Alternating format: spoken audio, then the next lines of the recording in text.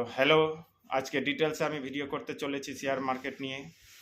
আজকে দাঁড়িয়ে প্রত্যেকের হাতে কিন্তু স্মার্টফোন রয়েছে এবং স্মার্টফোন থেকে শেয়ার বাজার করা যায়। আপনাদের রেসপন্স, আপনাদের লাইক, কমেন্ট, শেয়ার, যদি ভালো রেসপন্স পেলাম, ভালো একের পর এক আমি এই টপিকে ভিডিও করব।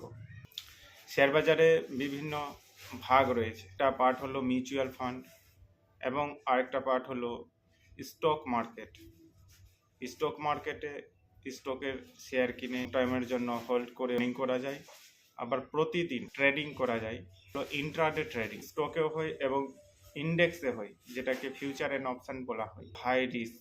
এতে যদি কিছু না জেনে বুঝে ইন্ডেক্সের ভেতরে গিয়ে শেয়ার মার্কেটে ট্রেডিং করা হয়, তাহলে রিস্ক অনেক, লসের চান্স অনেক। আর যেটা স্টক আছে, স্টকে ক্যাশ, যেটা ইকুইটি বলা হয়, তাতে যদি ইনভেস্ট করে সুইং ট্রেডিং, যেমন আজকে কিনবো, এক সপ্তাহ এক মাস হোল্ড করে রাখবো, প্রাইস যখনই বাড়বে ওটাকে বিক্রি করে দিব, তাহলে ওখান থেকে কিছু আর্নিং জেনারেট করা যায়। ব্যাপার হলো শেয়ার বাজারের যেটা মিউচুয়াল ফান্ড, ওটাতে কিভাবে ইনভেস্ট করব।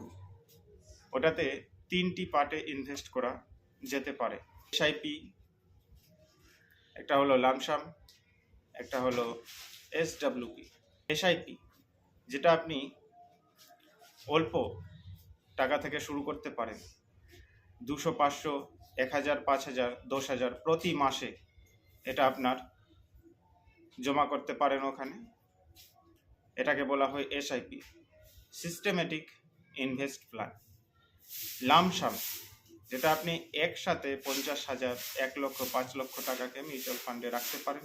ওখান থেকে যেভাবে মার্কেট বাড়বে কমবে আপনার আয় জেনারেট হবে। এবং একটি হলো এসডব্লিউপি।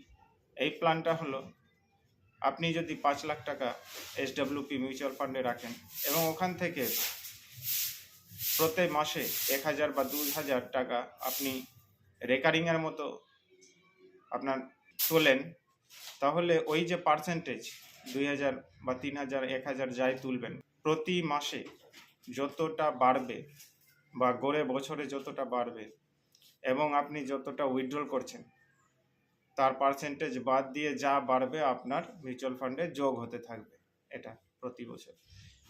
এবং আমি এই যে 3টি প্ল্যান বললাম, এগুলো লং টার্মে করলে মিনিমাম 5 বছর, ম্যাক্সিমাম 10, 15, 20 বছর অবধি করলে লাভবান হবেন। শর্ট টাইমের জন্য করলে লাভবান নাও হতে পারেন। আজকের এই ভিডিওতে এই পর্যন্ত। এর পরবর্তীতে আরও শেয়ার মার্কেট নিয়ে বিস্তারিত জানাবো।